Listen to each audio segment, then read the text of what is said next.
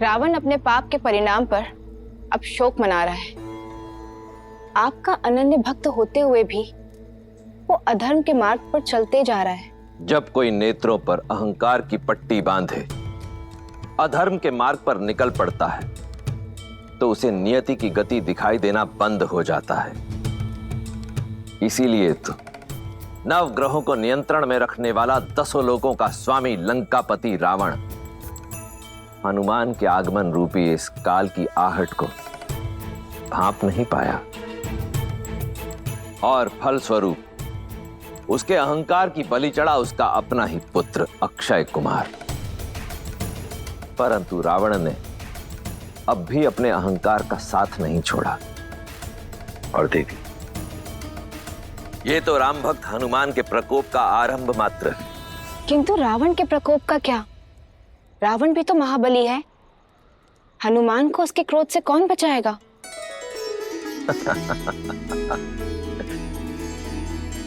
देवी, जिस पर स्वयं मेरे प्रभु श्री राम की कृपा हो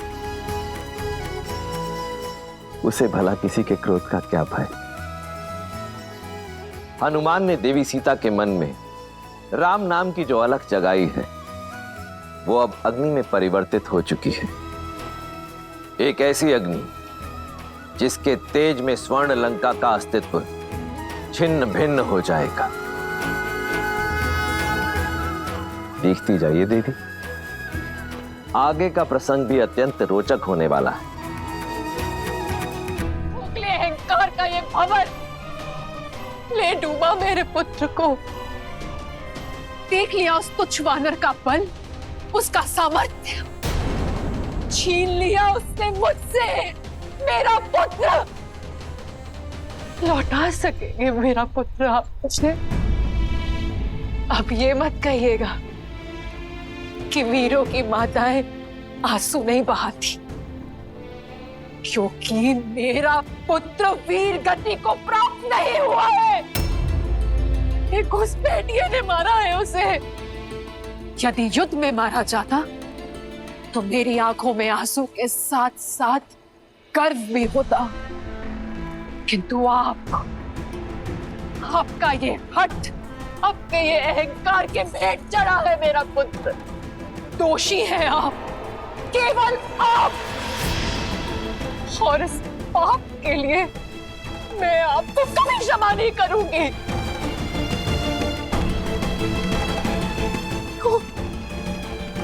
क्यों हम सब सहे आपके हट का दंश? ये अशुभता का आगमन है। समझाया था मैंने आपको कि वो कोई साधारण वानर नहीं है साधारण वानर। ये वार रावण पर नहीं, राक्षस कुल पर है और इसका प्रत्युत्तर होगा प्रतिशोध। प्रतिशोध? प्रतिशोध लेंगे आप? मेघनाथ समझाओ इन्हें कि जिस अधर्म के पथ पर आप चल पड़े हैं उसका अंत केवल विनाश है। अभी भी समय है, लौटा दीजिए सीता को, अन्यथा संपूर्ण असुर कुल को भस्म कर बैठेंगे आप। इन्हें समझाओ मेघनाथ, समझाओ इन्हें। वो दशानन है मां, उनके मुख से निकला प्रत्येक शब्द उचित है।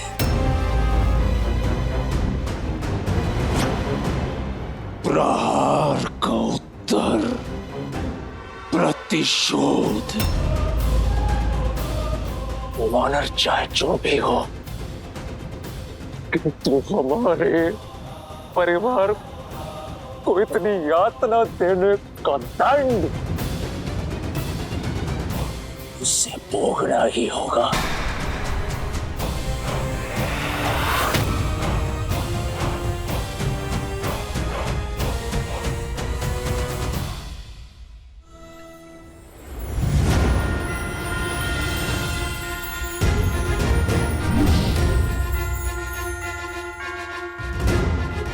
अरे कहाँ गए सब? भयभीत होकर भाग गए क्या? अरे आप लोग आ जाओ, मैं वचन देता हूँ, यदि तुम मुझे नहीं सताओगे तो मैं किसी को कुछ नहीं करूंगा।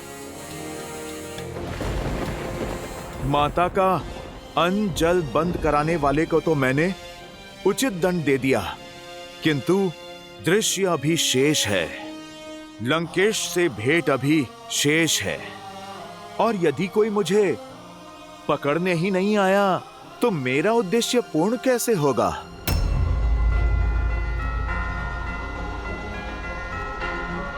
चलो सीधा रावण का ही ध्यान अपनी ओर खींच लेते हैं।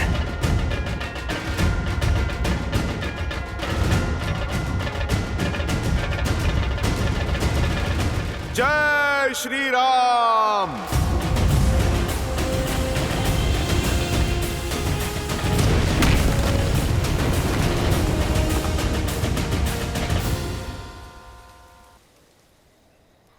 अब ये प्रतिशोध की ज्वाला, ये भ्राता अपने अनुज की हत्या करने वाले के रक्त से बुझाएगा। अपनी इन्हीं भुजाओं से उसका रक्त बहाऊंगा मैं, वो चाहे काल या स्वयं महाकाल क्यों ना हो। आज का सूर्योदय नहीं देख पाएगा। पिताश्री, मैं आपका पुत्र मेघनाद आज आपको यह वचन देता हूं कि मैं उस उद्दंड वानर का अंत करके ही लौटूंगा, फिर चाहे उसके लिए इस इंद्रजीत को इंद्रास्त्र ही क्यों ना चलाना पड़े। नहीं पुत्र, वो वानर लंका में किसी उद्देश्य से आया है। मुझे उसका उद्देश्य, उसका सत्य जानना है। मुझे वो वानर जीवित चाहिए। ठीक है पिताश्री, आप उससे भेद निकलवाइए, उसके पश्चात उसके धड़ से उसका शीश मैं स्वयं निकालूंगा। आज भोर होने से पूर्व उस वानर का शीश आपके चरणों में होगा पिताश्री, और यदि ऐसा नहीं हुआ तो मैं स्वयं अपना शीश काटकर आपके चरणों में रख दूंगा।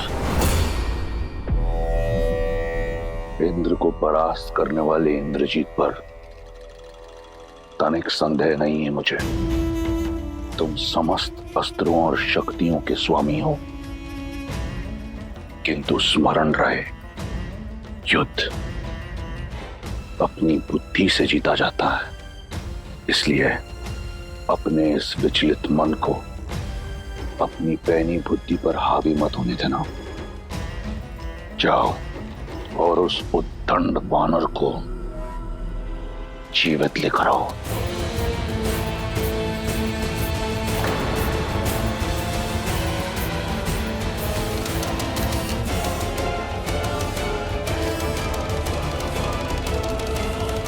नहीं मेघना, तुम कहीं नहीं जाओगे।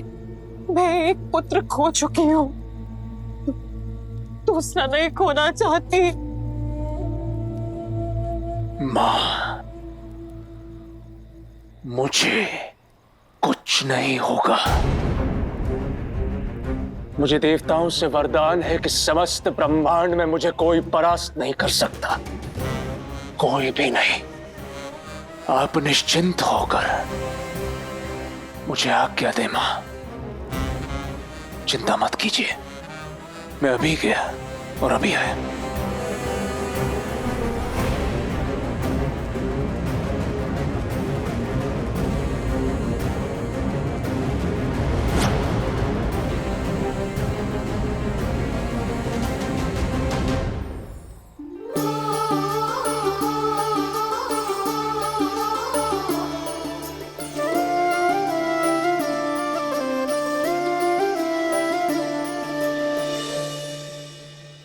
सीता, दो समाचार लाई हूं, एक शुभ और एक अशुभ।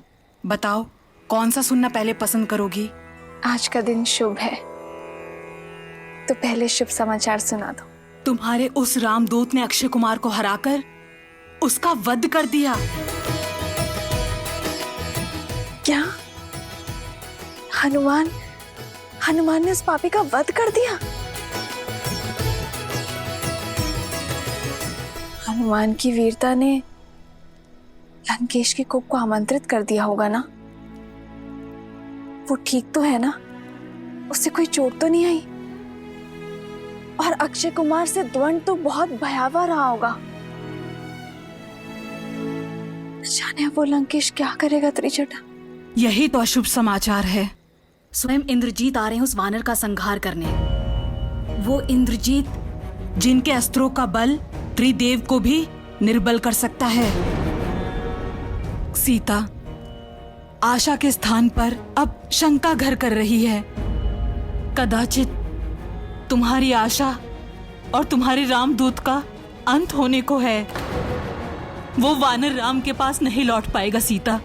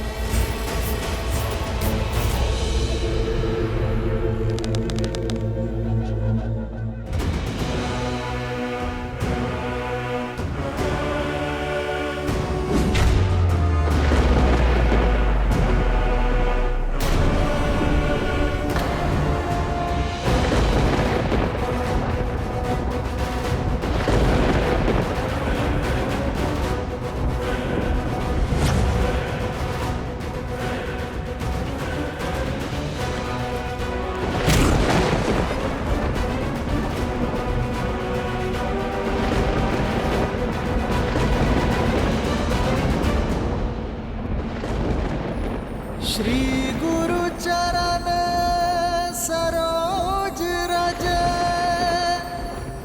निज मन मुकुरु सुधारी बरनउँ रघुबर बिमल जसु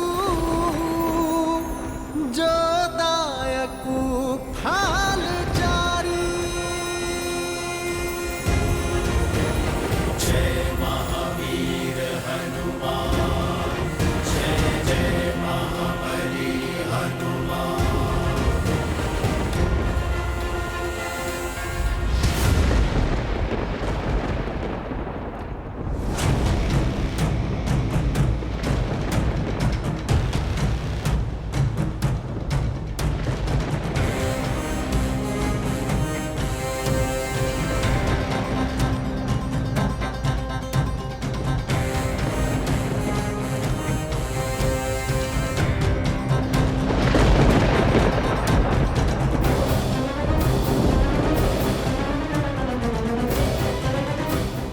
जय लंकेश।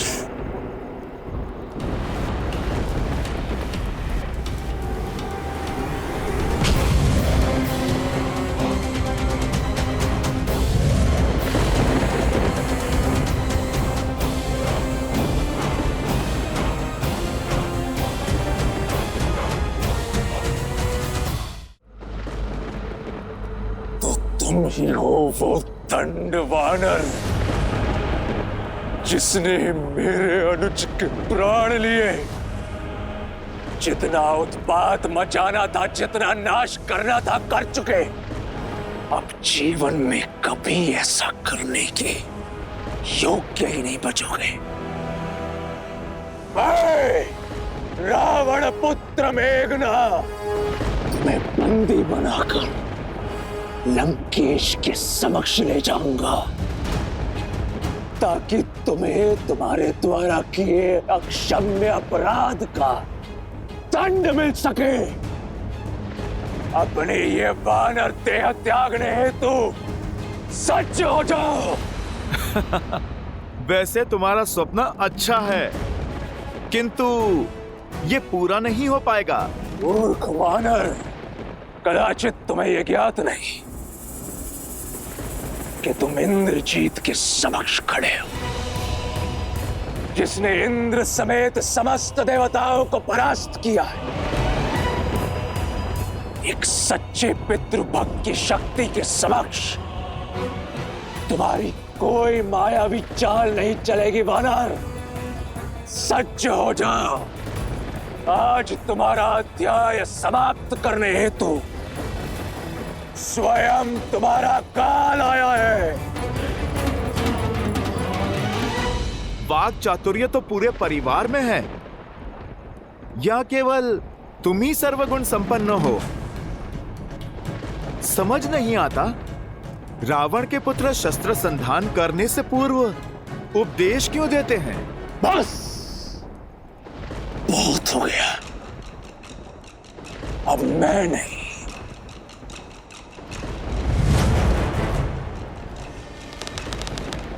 मेरे बाण उत्तर देंगे।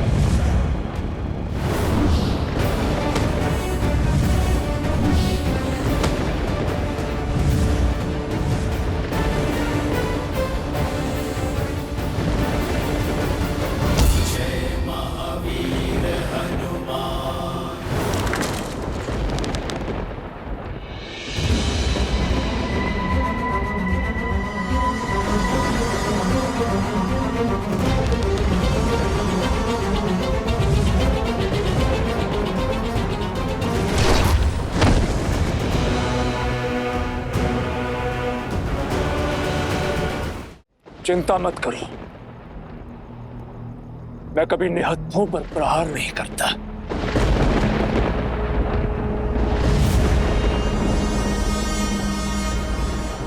यदि ये ही तुम्हारा अस्त्र है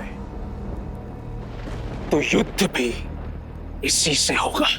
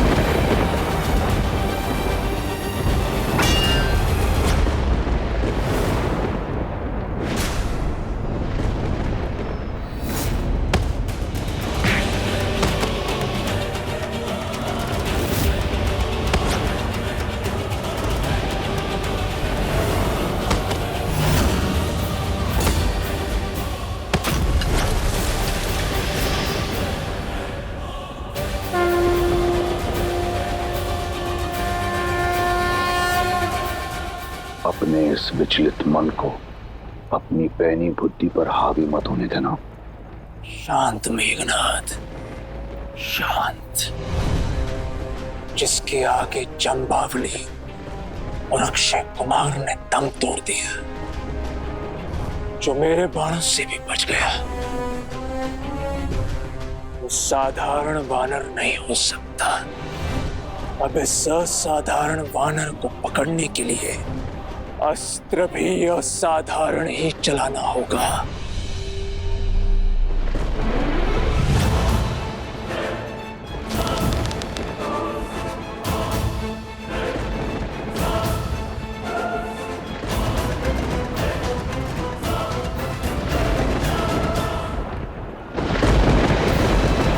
ब्रह्मास्त्र।